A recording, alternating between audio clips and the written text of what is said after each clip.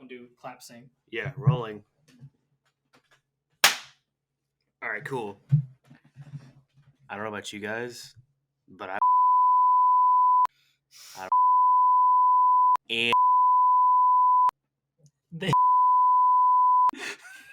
and that's howdy roundabout, all you shaggy gooseneck boys, and welcome to what's this called?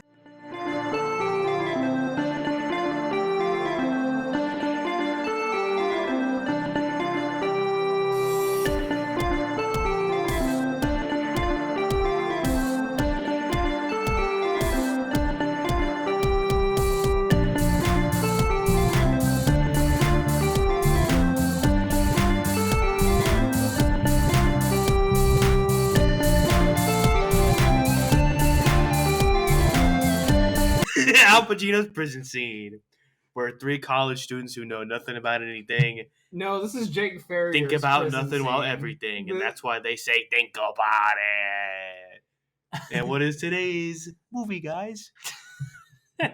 Diary of a Wimpy Kid, Roger Rules. Yes, that Jake so tastefully introduced us into. Hey, Jesus Christ. power of editing, baby. They'll never know.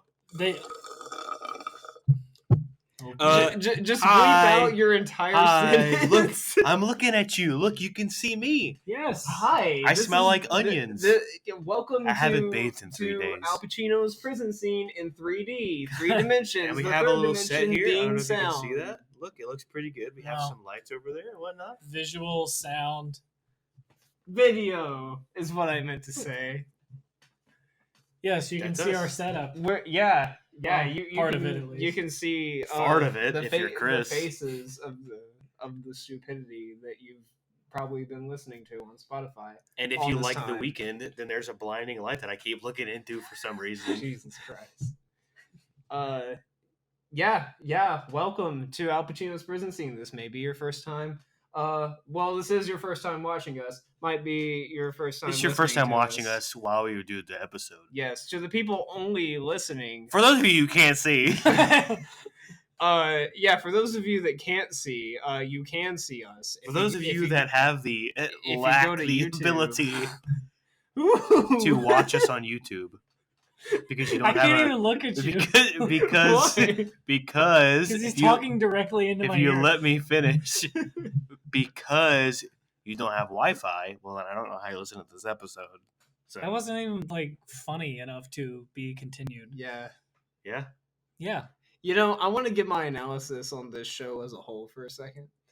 It's like Not a show, it's a podcast. it's 3 people, mostly 2 people, me and Jake, try to tell a different joke at the same time. And it doesn't work because that's not how conversations happen. Yeah. Oh, look, you can see me do things now. Ooh.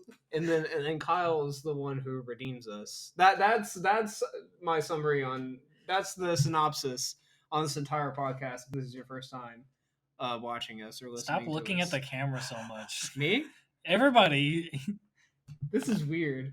Hey, this is the first time we're doing this. The only reason Chris is looking at the camera is because we have the little monitor flip so that we can see each other. nailing this intro. Yeah. Speaking of nailing, I don't even know who you are. all right. So, did you guys like the movie? What movie? What was the movie again? We haven't said Diary yet. of a Wimpy Kid, Roger Rules. we I did say swear that. I've already said that. We did say that. Yeah. Yeah. Jesus. Yep. Ah, Alzheimer's. well, that's insensitive. Well, I was Swallow. I was a big fan of the books growing up. Yes, I I only remember. had the orange one. The do-it-yourself one. Yeah. Oh, I had that one too, but I traded it for a pencil. You traded an entire book? Yes, Was it a special pencil? it was a cool pencil. What? Never mind. It was a cool pencil. But also, here's the thing: I already did everything in the book.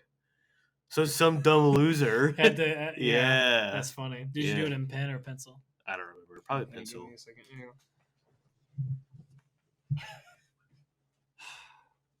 We literally can't do anything We're until the leaving this in. recap, so we're just waiting on Chris. We're gonna leave this in. What are you looking for? I thought I brought something in, and apparently I think it's still in my car. What was it? Jumper cables? Because I saw jumper cables in your back seat, which I thought was very odd. I went to go get the tripod, and I opened it up, and the tripod was sitting on top of jumper cables. And I was like, "That's strange. Those don't go there." They were used What too. was it, Chris? I saw They part of a don't- nipple they- on they- them. Can we cut that out? You know whose nipple it was? Hey. So What? Diary of a Wimpy Kid, Rodrick rules.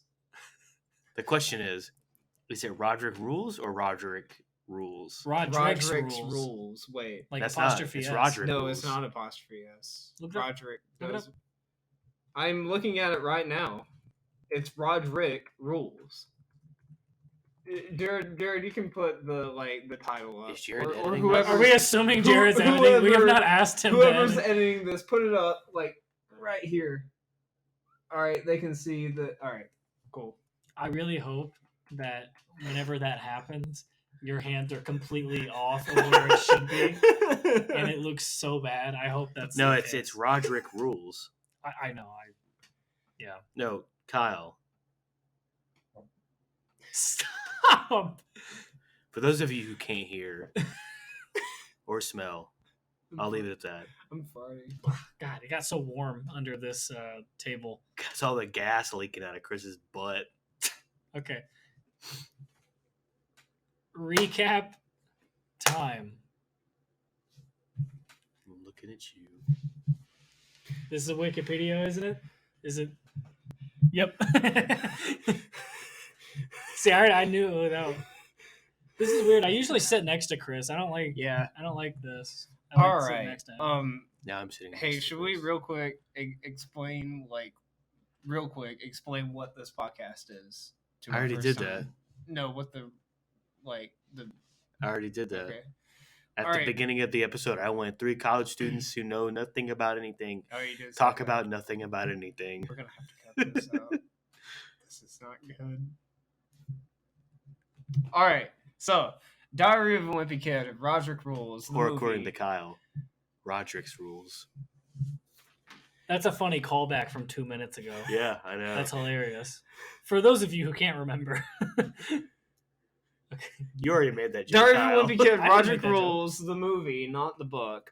Starts out Book review. in Review. in a skating rink with Greg Heffley $10 and his family, the Heffley family, enjoying a nice family time at the skating rink.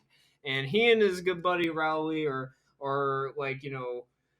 trying to be cool at the skating rink. And Greg sees this girl named Holly, who is a new girl at the school, and he's like, "Oh, I really like her. I want to go impress her by Yeah. By skating up to her, by skating up to her and waiting on the slow dance. waiting on. Because Roderick said, Yeah, "Hey, slow dance," yeah. and then Greg is like, eh. But then Roderick's like, "Are you ready to rock?" Yeah, he takes control of the DJ stand. Okay, yeah. So And then Mama's Greg's like, brother Rodrick sees that he likes this girl and says, "Hey, in like 2 minutes, they're going to start this whole slow dance thing at the skating rink. And how about you go skate up to her right before they start this, and then ask her to dance. She can't refuse to If dance. you with refuse, you lose. Yeah. And so Greg goes over to basically pressure this girl into dancing with him.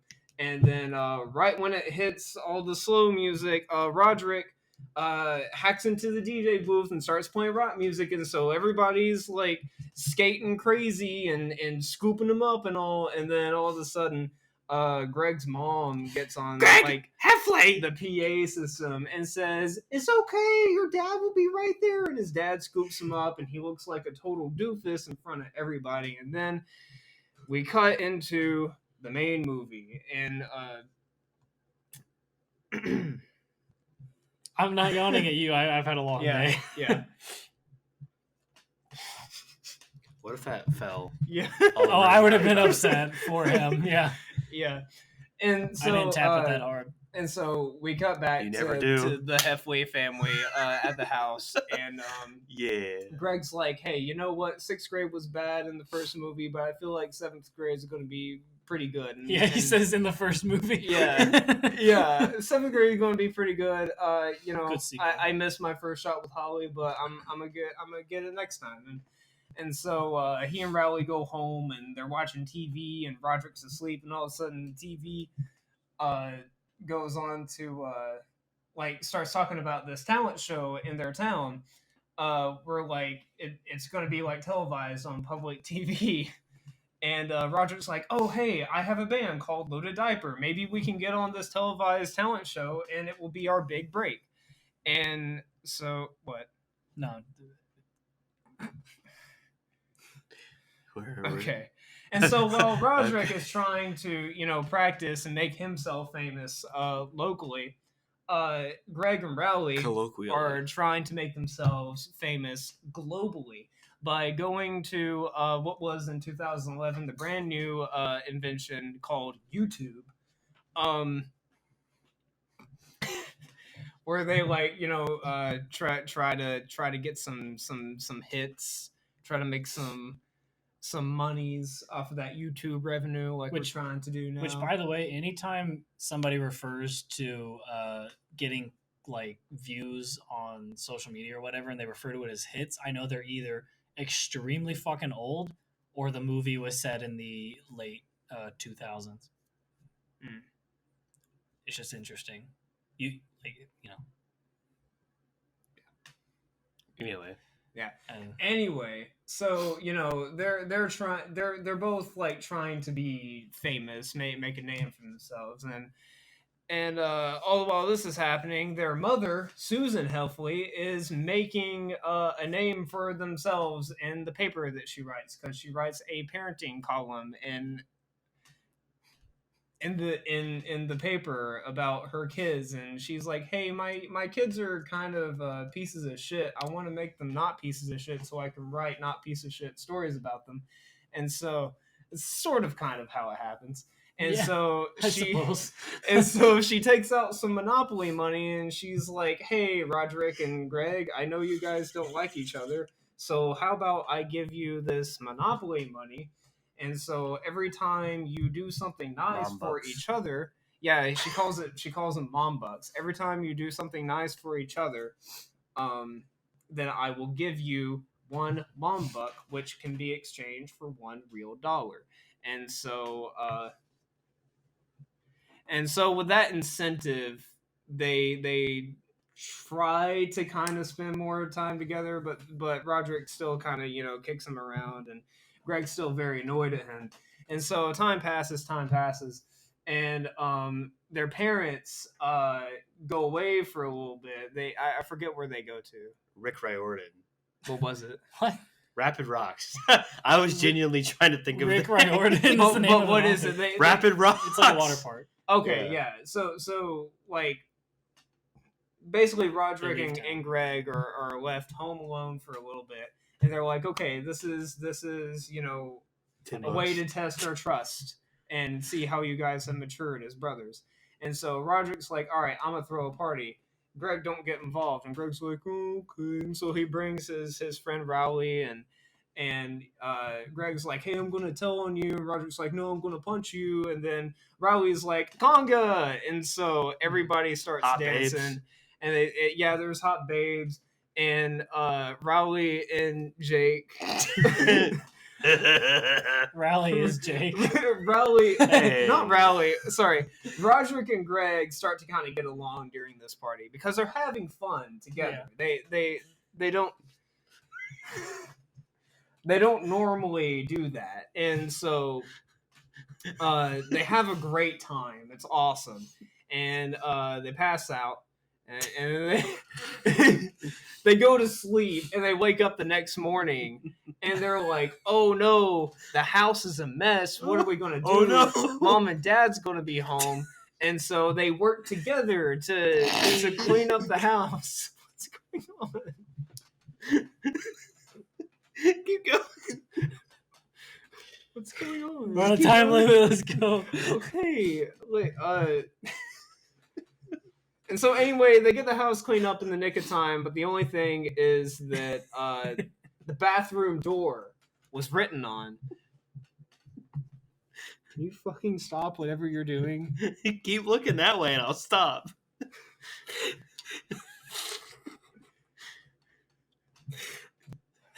Keep going. Keep going. No, Chris. like I'm all right. If you do it again, I swear to God. I haven't done anything Alright. yet. So anyway, I've tried to do something. Nice.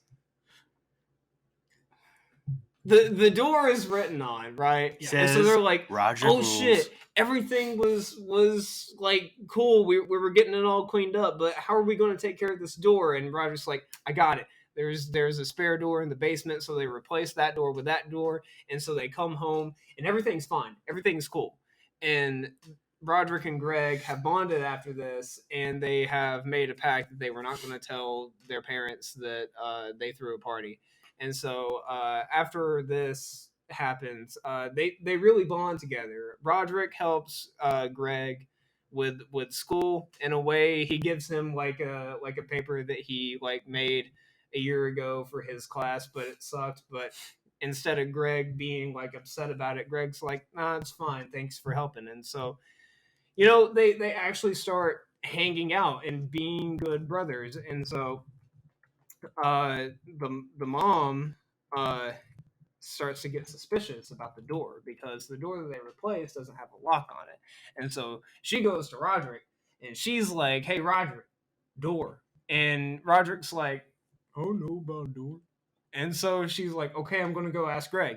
And she goes to ask Greg, and Greg's like, okay, I got to play it cool because I don't want my brother to think I'm a narc. And so he immediately sells both of them out. He just spews the truth because he's a wimpy kid. Yo. Roll credits. yeah, movie ends.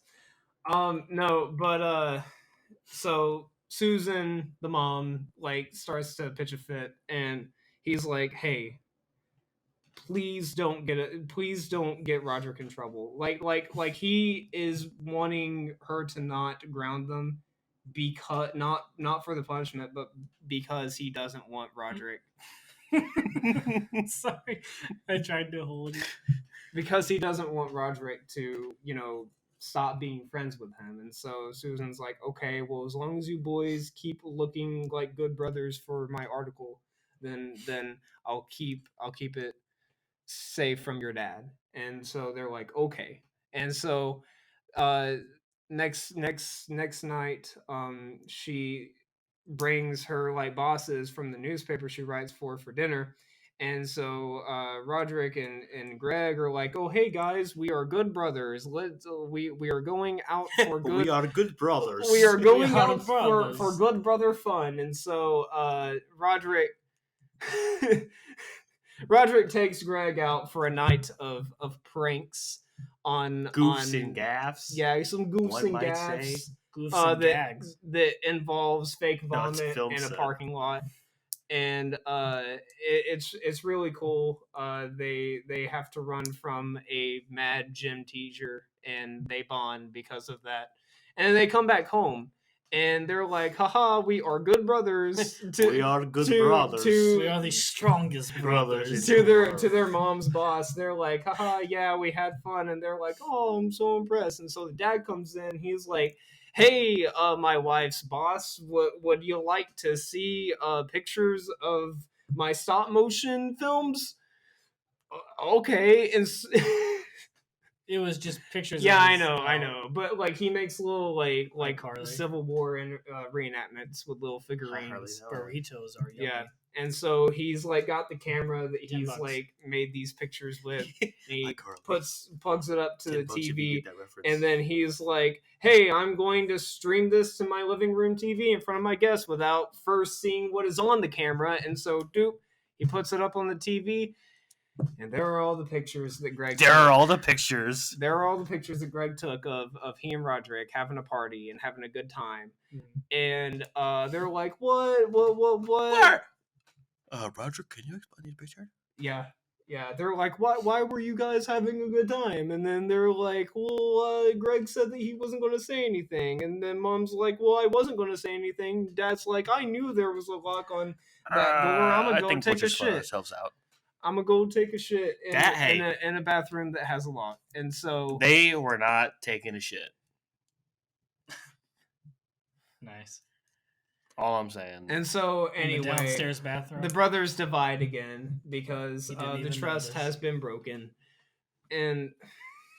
See how I did that? Yeah.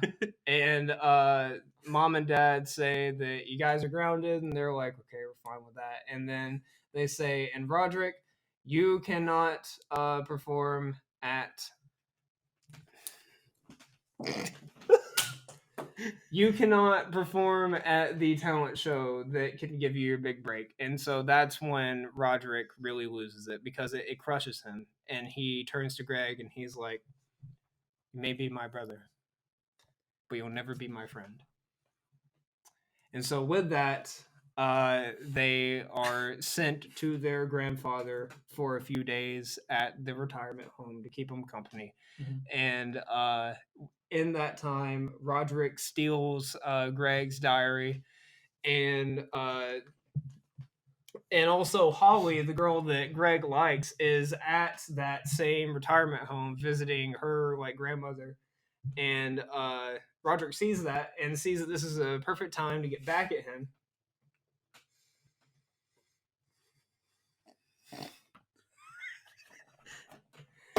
This is a perfect time to get back at him. And so he takes his diary and runs over to Holly to read to her all the stuff that Greg has wrote about Holly, about her loving her and stuff.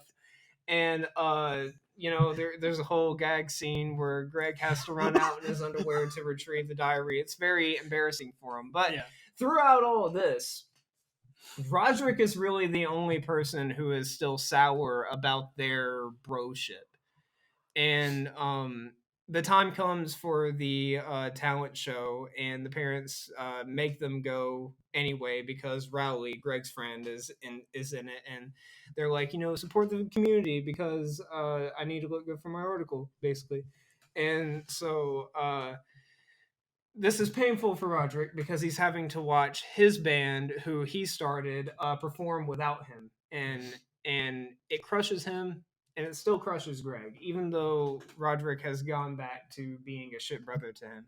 And so, in the meantime, Rowley was going to go on doing this goofy magic show, but his partner dropped out. And Greg doesn't want to do it initially because he thinks that it's going to make him look bad in front of Holly, who is in the audience. And once he finds out that Loaded Diaper, Rodrick's band, is performing without him, he's like, hey, Mom, I will help Rowley and sacrifice my middle school reputation for Rodrick's happiness if you let him play in this talent show if I help Rowley. And so they make that deal, and the magic show actually goes pretty well. Not in the way they intended to. They kind of make a fool of themselves, but they play along with it, and so it seems like it was a comedy act. And Holly actually seems to be impressed by that. And then Rodrick goes on, and he just jams out, and Mom dances, and everybody cheers. And if he he's happy, she's happy. Yeah, the dad says, hey, they're both happy. We're all happy. And so we go to the end of the movie now, where Rodrick is driving Greg to school like a good brother, and he gives him the tape that he recorded of him running around in his underwear at the retirement home chasing Rodrick for his diary. And he's like, hey, here you go, and thank you for being a good brother. And so movie ends with the broship repaired, and middle school continues for Greg Heffley. Yeah. The end. Time. Oh! That was my way that we're to do the thing. Sorry, guys. in case I Yeah. don't feel like doing the edit thing they used to What? Yeah, I'm sorry. I'll My do brain's the slow, edit. but that was funny. Yeah? Just the idea of he finishes up his recap and he goes, "Oh!" All right, boys and girls. What's this movie about? This movie is about what makes a relationship sustainable. Yes, I agree with Kyle. See, here's the thing. I agree with you. And I think that I may relate to this more than either of you.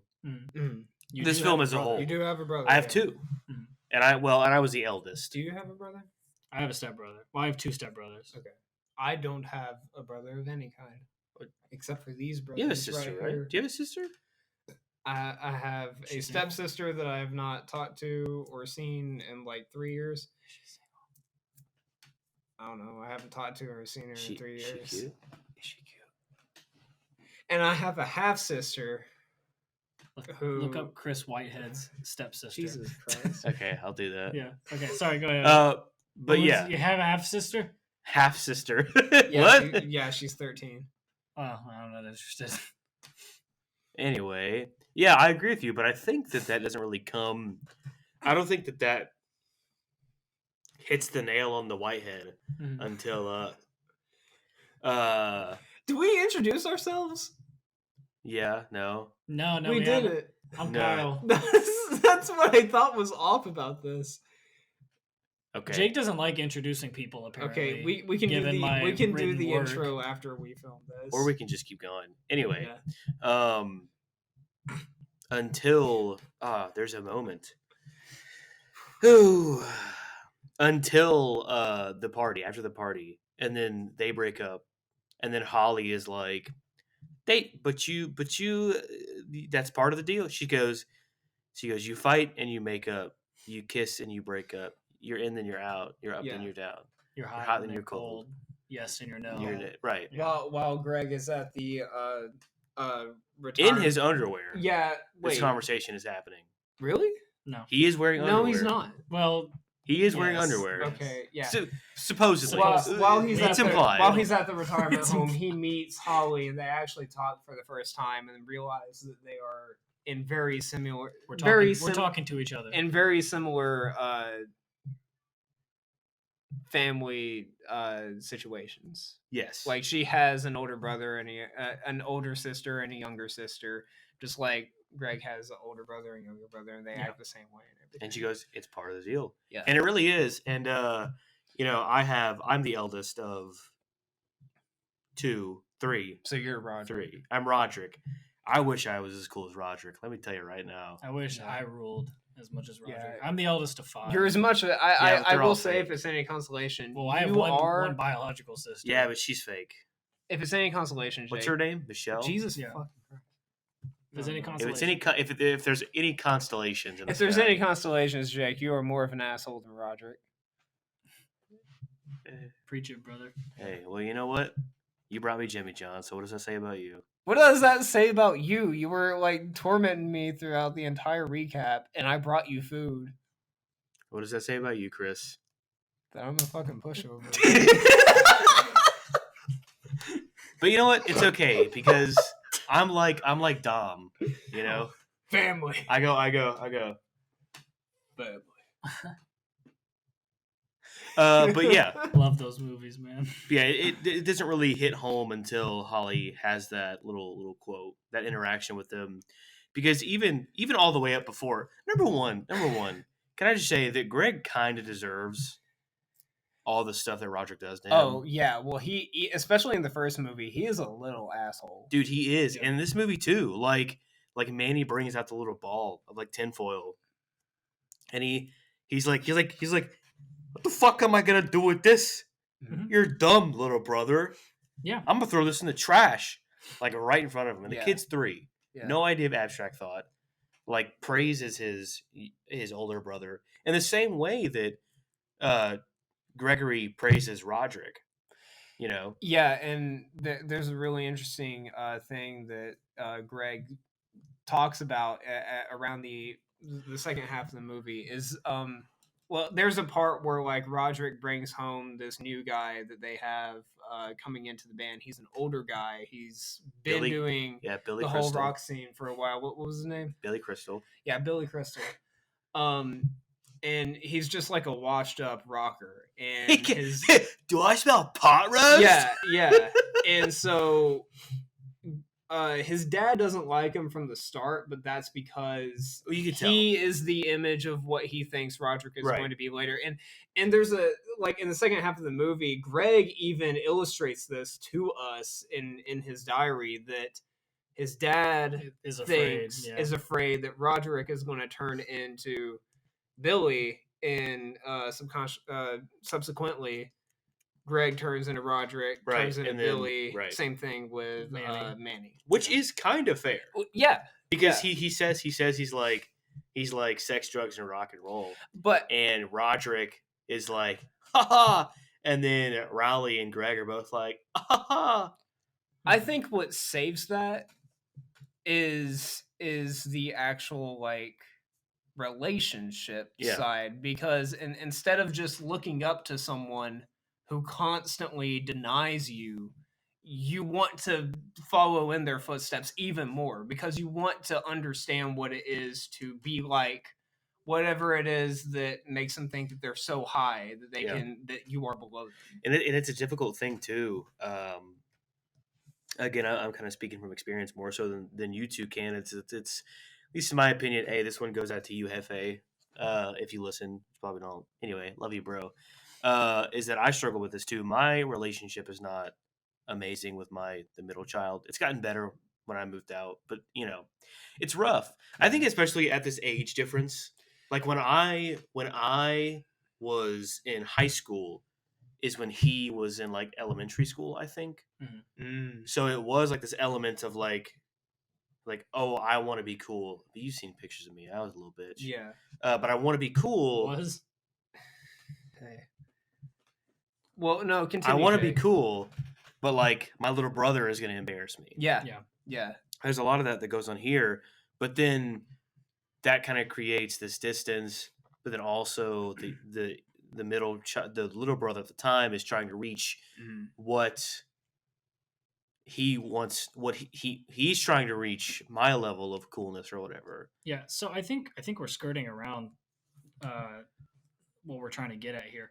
Why do you think it is that younger siblings embarrass you so? And why do you think it is, I would say almost more importantly, the younger siblings look up to you? Why is that? Well, for one, I think it's the same reason we talked about in SpongeBob. Mhm. Like these are our idols. Just because they're not parents, Yeah. I think there is like this innate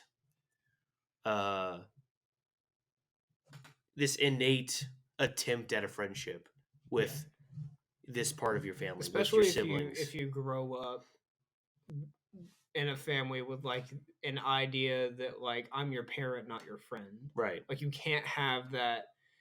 Unfortunately, there are some families where like it's an idea to be a parent that you can't have that kind of like friendship relationship with also having a good balance of like being a parent. Right. And so Disciplinarian. Yeah. you end up with seeking this friendship with a sibling, but when you're this age, you don't quite know who you are as a person. Mhm. And so because of that, you try to be someone you're not. You try to be them because when you see the older sibling, you look at them as successful. Again, I think innately just the nature of that relationship. Yeah. Well, I think just given like there's obviously in your mind a difference between parents and siblings, right? I mean, there's the obvious difference that one of them actually is a parent, one of them's a brother, sister, whatever. But I think there's also just a differentiation between what you associate with both the parent and the sibling, and I think the sibling represents more so, especially when you're a kid. And I mean by a kid, I mean like younger than in high school. They represent more so what you could be, and I think there's also there's a countercultural element as well, because when you're growing up, your parents are the culture, right? They are the law, and there's I am the law. and there's always the bit of the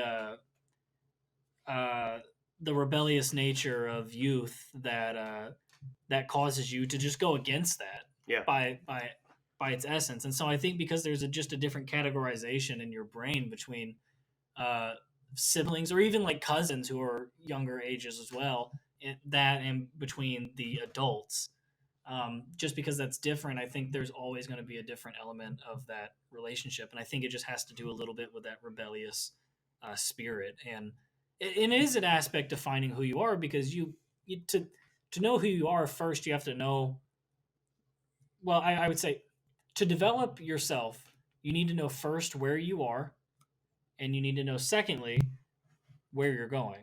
And to know where you're going, I think there are idols, there are examples of people Right. that Inspiration shows you. Yeah, right. It's like, oh, I want to be like this doesn't make sense until you see somebody who's like that. And then you go, okay, I want to be like them, not like this, like them. And I think that's just an interesting element to that. Yeah, and I think the reason why we see Rowley, well, I think a role that Rowley plays, at least in the narrative structure of this, is that he doesn't have that older role model. Yeah. And so we see him being himself. Maybe not an actualized self. Yeah. But a self without this kind of like influence that has to exist. Exactly. And it's interesting that Rowley is the one who brings the life back to the party, right? I don't think it is. No, I think it's interesting. That's what I'm saying. Like, because I think what it is it's Rowley's authenticity juxtaposed to Greg and Roderick's lack of authenticity. Need to kind of be the life of the party. And it's like that. And that's actually true in real life too. Like, obviously, like when you go to a party and you don't know a lot of people, like there's just the social, like, nervousness that you're going to get. Like, and that's obviously natural, but there's something, and I think a lot of us probably have experiences, whether we've seen this happen or whether we've been this with you specifically. It's just somebody being exactly who they are unabashedly. Oh, you're saying I do that? Oh, yes. Oh, well. Being who you are unabashedly, that's something that draws people in because it's charismatic. Yeah. Yeah. And that also allows them to feel less, I believe, self-conscious about who they are and everything. And it's like, well, at the Light the Fountain event, right? Yeah. When you were right before maybe the you guys are gonna see that. Yeah, whoever's editing this, put a little bit of that in there, like right here. Anyways, put it where the autofocus box is, because you can see that. Yeah, okay. Whoever's viewing can't. Yeah. Whoever's editing can't either. Yeah, that was the joke. Okay, so here, I'll draw it for you. Anyways, hey, that was pretty good. There's something about that draws in people, whether they know you or not. And like I was saying, it's funny when you see event, like 220-pound guy shake his ass. Well, that too. But again, it's just the idea that somebody is able to what am I trying to say? Somebody accepts who they are enough to be a little bit vulnerable with everybody else, and I think that draws people in, whether they know them or not. Because I wasn't there during this part because I had to work, and that was right before you guys left to go to a bar without me and play games. Hey, that's personal stuff you're putting in. Well, I'm just saying, it's okay. Yeah, we did invite Kyle. Yeah. Well, I was told you were at work. I mean, we were. Whatever. I mean, it's cool. It's cool. I mean, I know you guys were there later than I actually worked. Bye again, Chris. But it's. I know you guys were there later than when I actually worked, but it's okay. Like, you didn't have to invite me. Like, it's like whatever. Yeah. Anyway, I don't think about it every day. So. Hey. But anyways. What time? I don't know. But. Plenty. Anyways, that's the point that I was making, is that like in that specific instance, that's something that reminds me. No, and you know what? And I'll be honest. There are some things that Rowley does where it's like, all right, bro, you gotta chill out a little bit. Yeah. Well, he's very much he doesn't have that countercultural spirit in him. At well, all. and you know why? We just said this because he doesn't have. Well, he doesn't have the icon to look at, the object to look at that is that has suffered from, I mean, potentially like just high school. He's not fighting to stand out within his own home, so why would he think that he'd have to fight to stand out anywhere else? That's true. That's true. That's true. And I think a lot of it is, and this is not true with every only child, but like I guess in Rowley's case, like well, if you are of course like a middle child, you're it's always a competition. Yeah. With your Because siblings. You're both compared to sides. both Yeah, ends. right. But with Rowley, he's so comfortable with being himself because it works for him. Yeah. And so because he doesn't try so hard to impress people, that in itself impresses people. Yeah. No. Yeah. Absolutely. And when Again, he, it's that yeah, authenticity. when he does the of- dance with his mom at the end of the first one, yeah. dude, that's awesome. Yeah. But I will say when he wears what happens? Oh, the teacher is like, oh, and there's one that I want to be read aloud, Greg Heffley, and Rowley just goes, He's like, yeah, you did so good. Yeah. Yeah, no, I mean it's great. I want to talk about kind of middle school, and I think the emergence of this collective understanding of social placing or placement, I should say, social placement. Like, because you know how, and maybe this is a bit too subjective to talk about, but like in elementary school, which I would define as like up to fourth grade, right? Like fourth grade is elementary, Yeah, and then yeah. fifth and sixth is middle, seventh, eighth junior high, then afterwards is high school, What? right? well, That's how it was broken down at my school. So, What? That's how That's it was for me funky. too. But I still just think of 5th through 8th grade being middle school. generally, Okay, I mean, sure, yeah. generally, up till fifth grade is elementary school. That's not how it was for me. And 6, 7, 8 is middle school. 9 through 12 is high school. Okay. In most places. okay, regardless of that, anyways, there when you're in the elementary school, I don't like you have like your friends, right? Right. And you have people that you don't get along with. I don't think bullying is more prevalent in elementary schools, and I kind of wish I'd looked that up actually. But I would imagine that bullying is less prevalent in elementary schools, right? Yeah. But there's certainly, and again, this is subjective, but there's not as big of an emphasis on who's who, and being the popular kid and all stuff like that.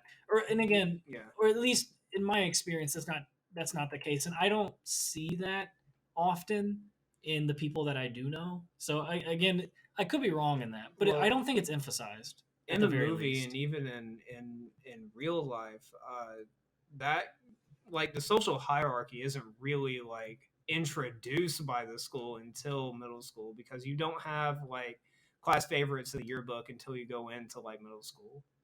I never saw it in elementary school. Okay. I But- don't remember like Well- elementary well- school well- yearbooks enough to comment. Oh, okay. So- Did your yearbook ever have the thing where like most studious or like My high school did that. yeah, my middle school did that. I'll say this: I have never once looked at a yearbook. Really? I mean, Well- because I always got one because my mom wanted one, He and I would look through it and find myself and Yeah. see if I was in any of the pictures, and then after that, I didn't care. Well, I'm going to talk about it real quick because I think it is important, because Greg mentions it in this movie, but especially in the first movie, he's trying. Part of his goal is that he is trying to get so popular, so recognized that he lands a spot in the highlights of the yearbook. In the first movie. In the yeah. first movie, but even in the second That's one, true. he's still talking about, oh, I got class clown in the bag. Right. And even in my actual middle school, they had things at the end of the yearbook Mhm. where it's like, class clown, most Yeah. studious, most athletic. Right, And- because that's around the time that you're hitting puberty. Yeah. You're starting to develop into Yeah. an individual. But that even being in the yearbook just officially sets that competition. Yes, amongst I agree. And we can argue whether that's a good thing or a bad thing, which you can take either side and be right. Yeah. I think Yeah. because that's one of those like it's rough but it's necessary kind of thing. Yeah. Or at least That's how I feel about it. Yeah, And the thing is, like, middle school, it sucks for everybody, right? Obviously, but it didn't suck that bad for me. well, don't worry, you had the rest of your life. You were the kind of person that I hated then. Yeah, But so, anyways, Why? but like I was saying, is like in elementary school, you don't have that social like hierarchy and order. There was the teachers and the adults, and then there were the kids, and you had your friends, and maybe you had people you didn't like, but that was basically it. When you enter middle school, it's again, I almost say it's like an awakening. It's almost like the development of your almost your consciousness in a sense. I think it's the first time in your life that you go, I'm an adult. I would say it's more so the first time in your life where you start to act as an individual person. And I think individuality inherently breeds competition. Well, what age are people when they go to middle school? They're around like 12. So what do we say about 12-year-olds?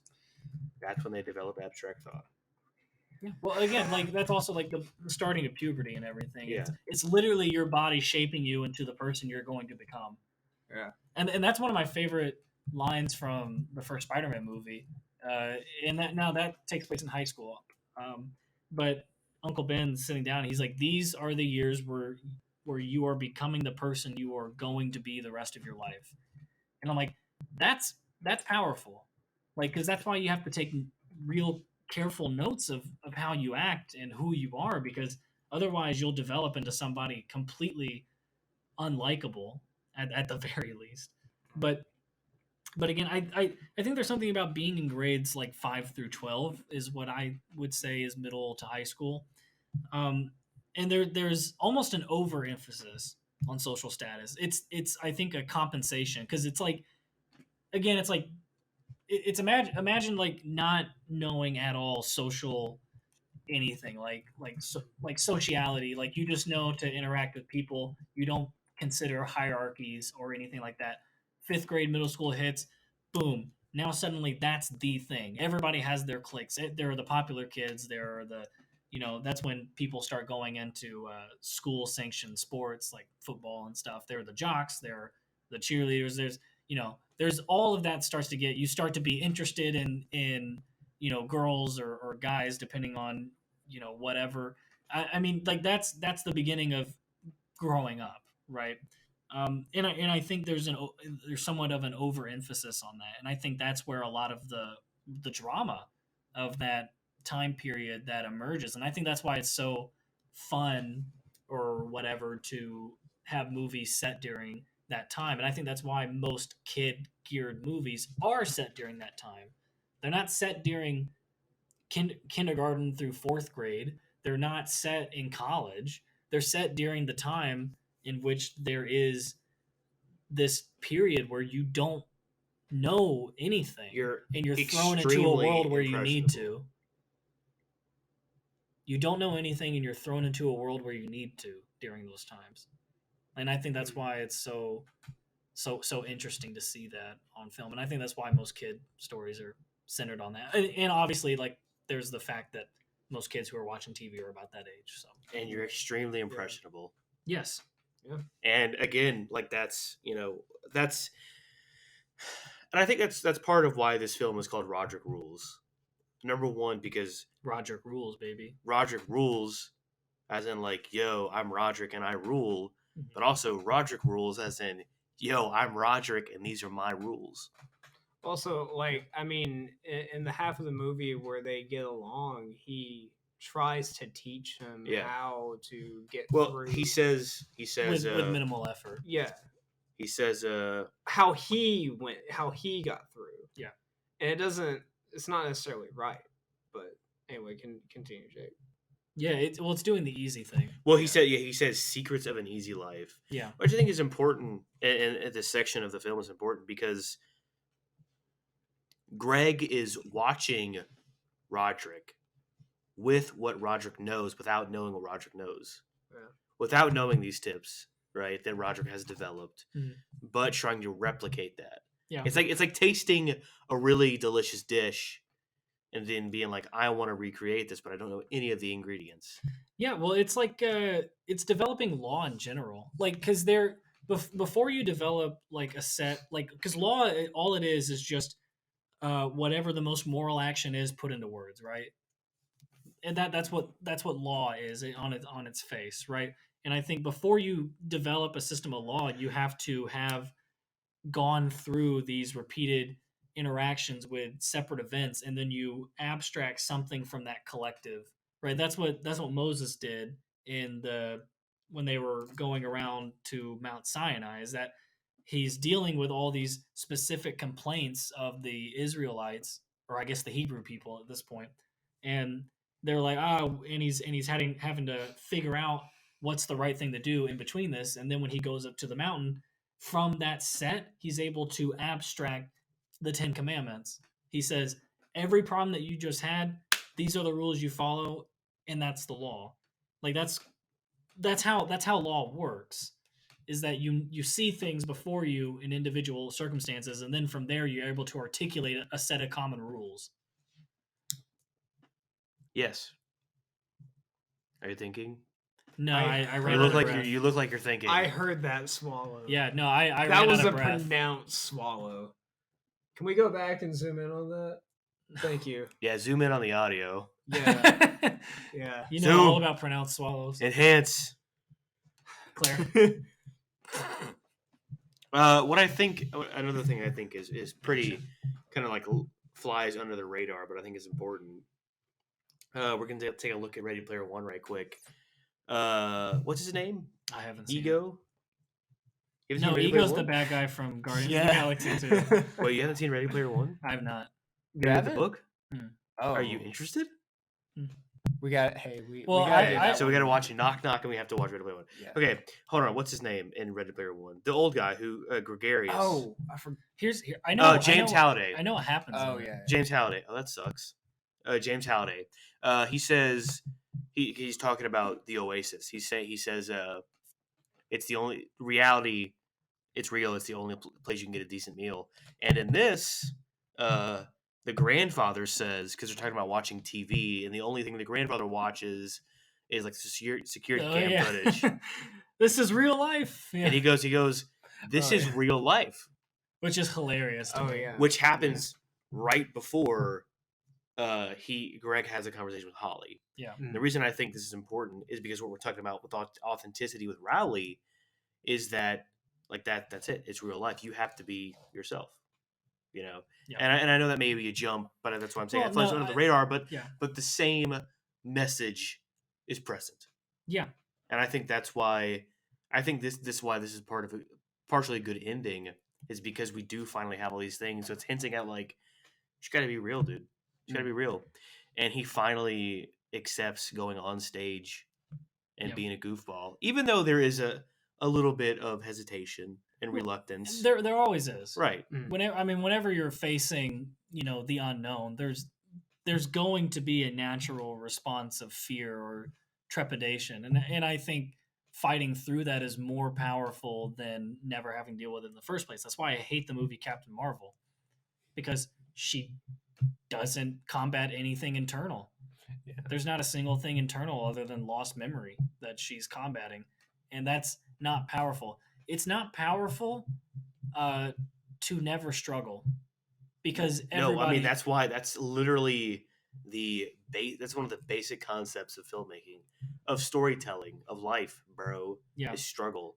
You have to struggle, otherwise. Well, how is that relatable if you don't? Well, because failure too is the best teacher. Mm-hmm. Mhm. I mean, that's Yoda, bro. Yoda's always right, unless it's the Clone Wars. Failure, greatest teacher that is. But yeah, so he goes through that too, and I think, and I also think it's that sacrifice through that as well that not only brings him closer to Rowley, right, his supposed best friend, Which is that's a fucked up relationship, by the way. it is. It is, Oh, it yeah. absolutely is. But here Yeah. we are, 2 movies later, I forget why exactly Finally. do they make up at the end because of the first one. Of the first one, I think Yeah, Greg for- apologizes. Okay. yeah, it's something like that. Isn't it like Oh shit! I know we're getting into the books, but in the Yeah, in we're the almost at time. we'll cut. Woo! Continue. I forgot what I was saying. Diary of a Wimpy Kid: The Ugly Truth. You forget what happens, but something happens in that. You read it. It's the last book you read. Oh yeah, so Not the last Diary of a Wimpy Kid book. the No, the fifth, last book you read. the fifth. Well, I think when I read it, he like took a break for a little bit because that felt like we were nearing the end of the series with The Ugly Truth, because I cannot remember what happens in it, but like Greg and Rowley's friendship suffers a really bad like toll. Mhm. And I think like Greg is an absolute piece of shit in that book. Oh, dude, he's all of them. Well, he's Which- In all of selfish. them, but The Long Haul. but especially in 5. Is the 9th book in the series. Is that the final one? That's the No, there's like 13 or something. no, but It's still going on. But what's funny though is that that's the 3rd movie, Mhm. so they skip 7 movies. No. The 3rd movie is Dog Days. Yeah. The 4th Lo- one, What? which Yeah, was that was the the reboot. reboot. Yeah. Oh, really? Yeah. Which I think is kind of weird. God, get caught up on your They- Diary of a Wimpy Kid They lore. skipped book 3, which is when he goes to book to The boot Last camp. Straw. Yeah. I forgot exactly what happened in that. What's book. the next one? Dog Days is the 4th one, right? Dog Days Yeah. is the 4th one. The 5th one was. Is it still Devin Boston? I remember that one It was is. particularly good. But anyway, I'm going to watch this now. A Wimp Will Rise. The Long Haul. Anyway, What happens? I in forgot where I was going their with it. relationship. I forgot where I was going. I mean, the point is that Yeah. that Greg is a really bad friend. Yeah. He's a really Okay, it bad wasn't friend. until the 5th book that he really started thinking to himself, "I'm a bad person." I remember book 5 kind of ended with that. Which I think What grade was that set in? It's either 6th or 7th. So, sorry, 7th. It's grade. got to be high school It was no. because this one is 7th grade. That's the 5th book. I don't know what they do forward, but there's like 13 of these books. Okay. Yeah. Regardless, I think the part of the reason why he is a bad friend is having Rodrick as a role model. Mhm. Not Yeah, and also like, and again, this is something I can attest to. it's his Is that- opportunity to be Roger. Right, but because Rodrick treats him a certain way, he treats other people Yeah. the same way because that's how he's seen how people act, which sucks. Yeah. But Well, and that's the importance of. He is ultimately responsible. right. Yeah. Well, that's the importance of picking a proper role model too. But Because if- but again, I think when you're at this age, when you have that brother, that is harder to do because Well, I understand. But I'm still making the case. Yeah. That that's the point. yeah, And that's just one of those things. Eventually, I think you'll either come to a realization because you're in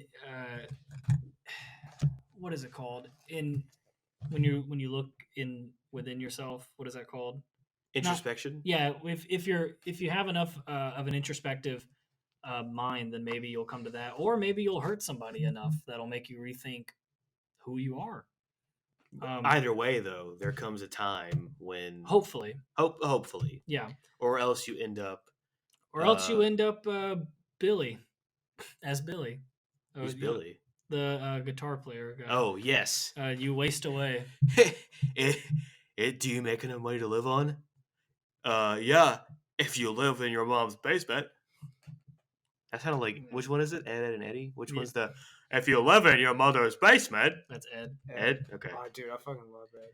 I wasn't allowed to watch it. toast. Dude, really? No. Dude, Ed and Nettie was my shit. I also didn't like the art style. Yeah, but I you, love the And art maybe now style. that's why your I humor love the art is. style. Oh yeah, Yes. that's why. Yes. Yeah. Well, my humor devolved into like, It's like, into Eric Andre.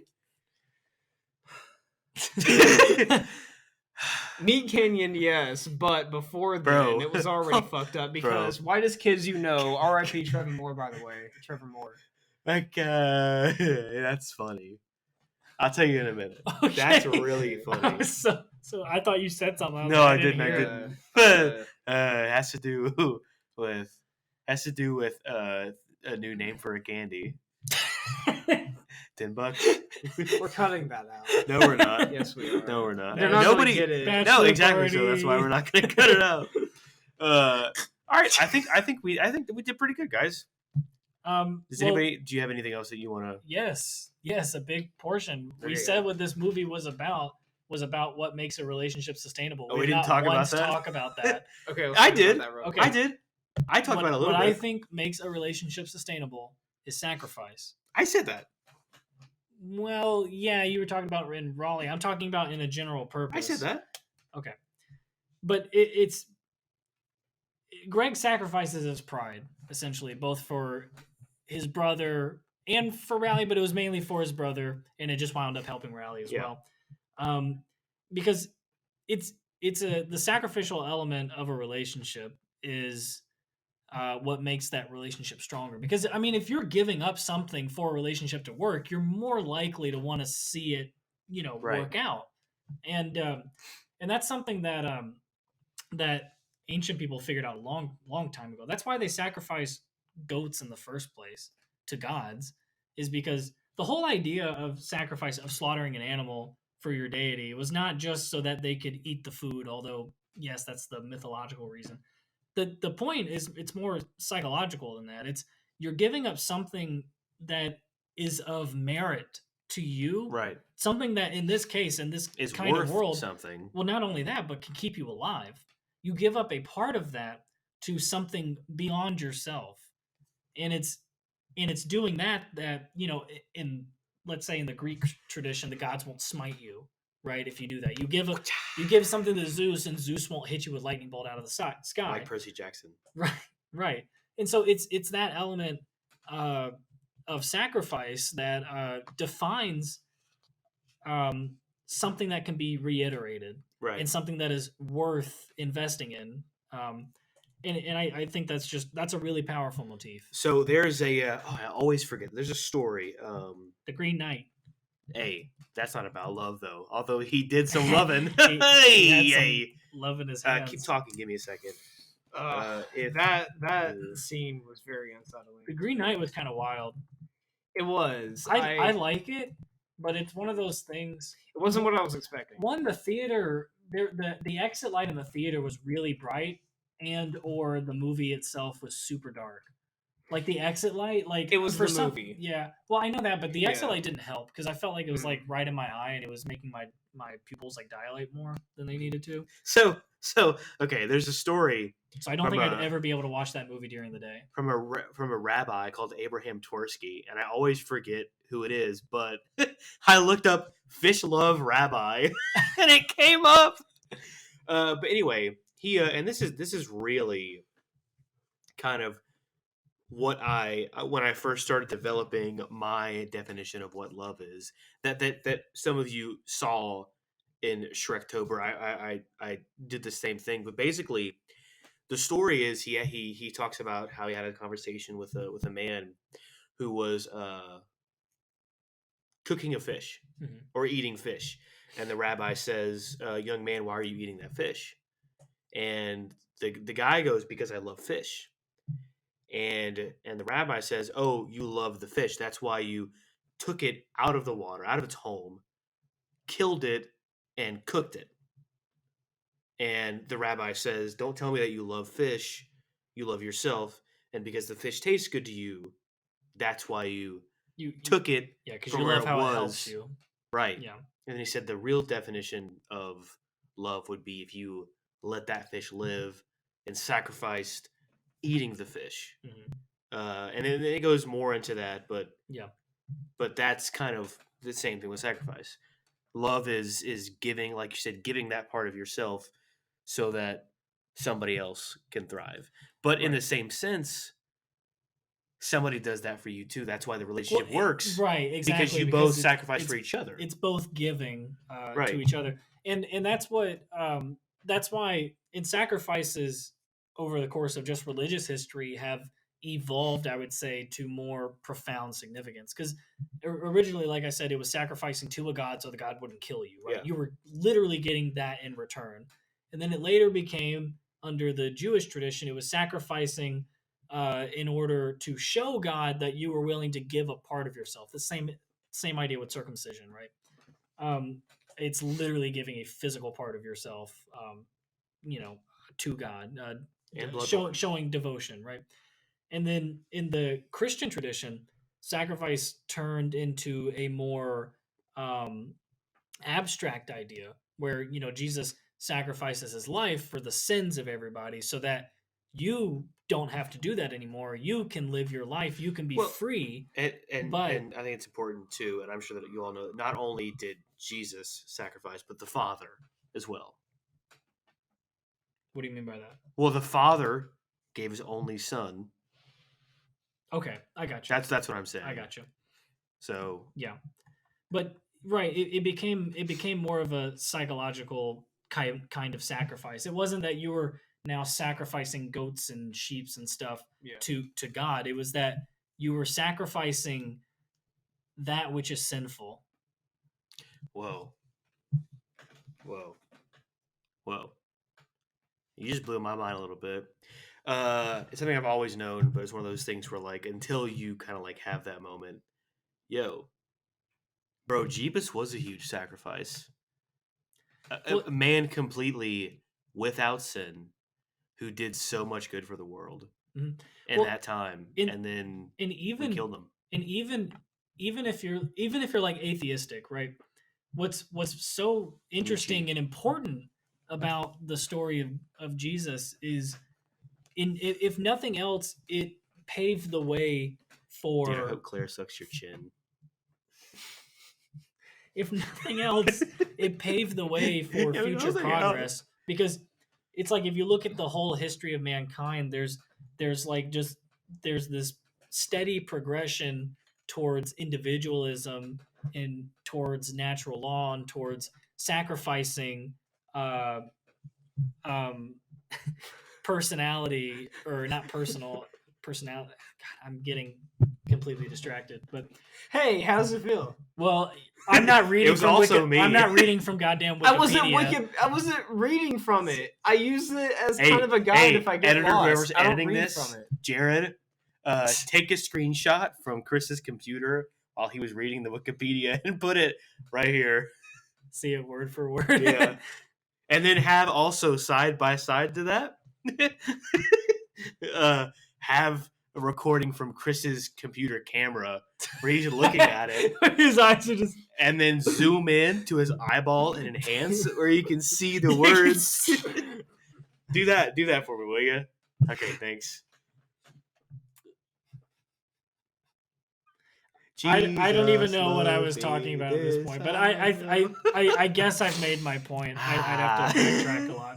So Yeah, I feel like I've said everything that I wanted to say about the movie. cool. I think I did too. Now there's one thing I do want to say. I don't know why I thought it was funny. Okay. Don't touch my knee. That was, dude, that scared me so bad. I was like, what just touched me?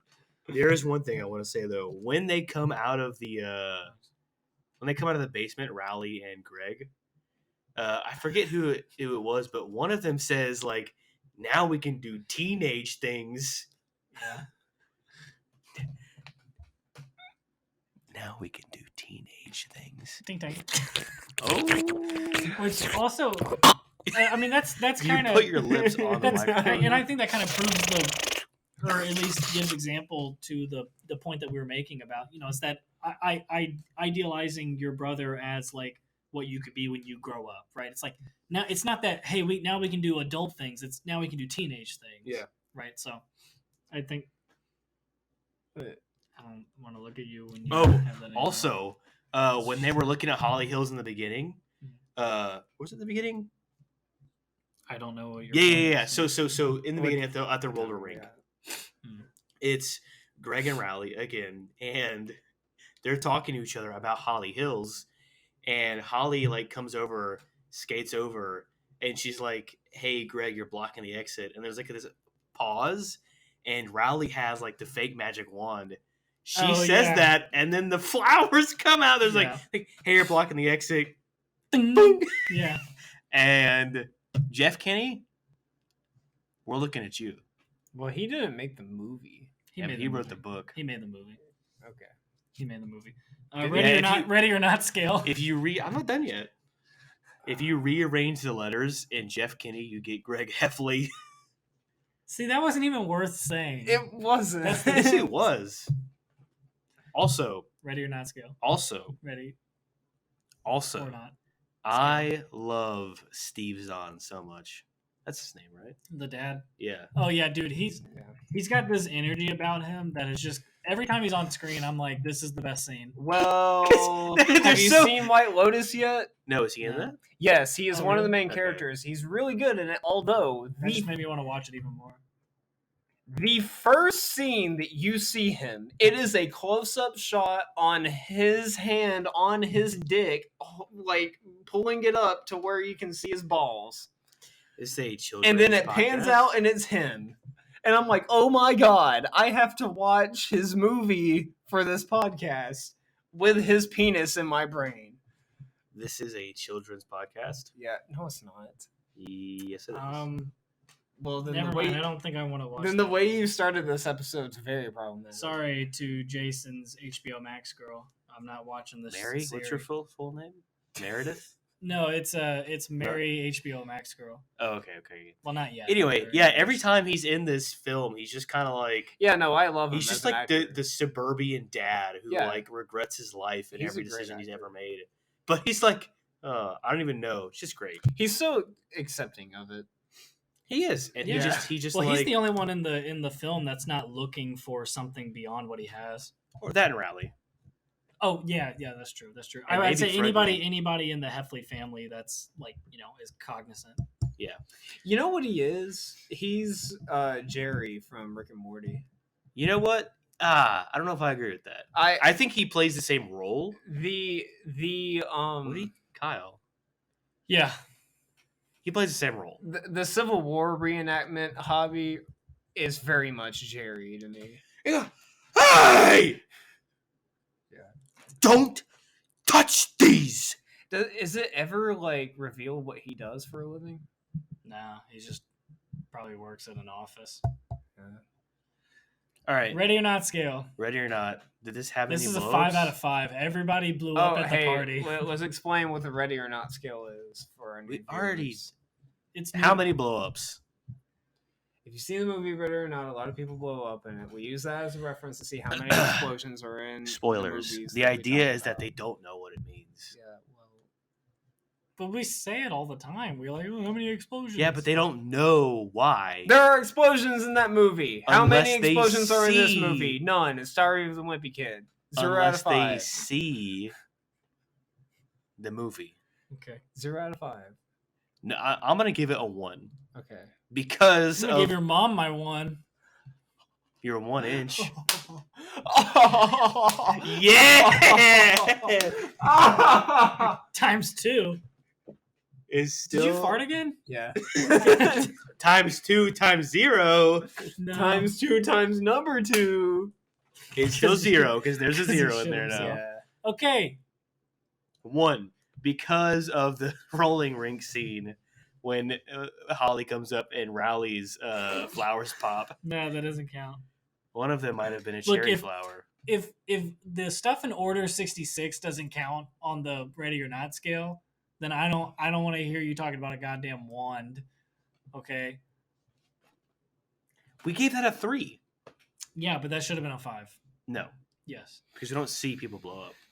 It's a wand with flowers coming out. That's And Alright. they pop.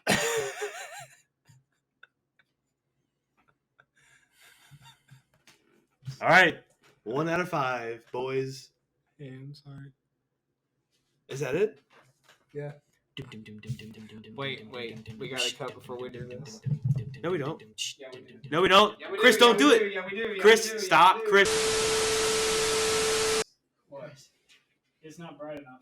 Wait, we're not rapping right here. we are. No, we're not. we are. Guys, I don't like it either. Like, I'm just gonna sit down. I'm sitting down. Here's the thing: the mic's over here. What Oh. the fuck are you doing? You know what? I shouldn't have said anything. I should have let him be over there by himself. I can't get back over here now. Okay. Well, I'll just move the mic. My belly in the screen enough to auto It's- focus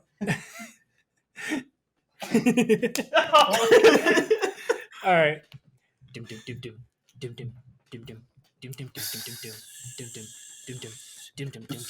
All right. I did not prepare for this one. Diary of a Wimpy Kid, Rodrick rules. I'ma go and break the rules on the playground. I'm gonna break my leg and I'm gonna go and push a girl in a wheelchair down the ditch. Cause I am a bitch. I'm a bitch of a person. I have a stitch in my heart. I'm heartless. I'm the weekend. I'm gonna go and see my dad on the weekend because my parents divorced and my mom has custody. That's why I like to cuss at everybody and be a piece of shit. My name's Greg Heffley. That's it. Fuck! Oh, hey, good. You ended it with a rhyme this time. And he didn't mention once that he was shitting himself. Do your leprechaun voice. Stout and Saurkraut!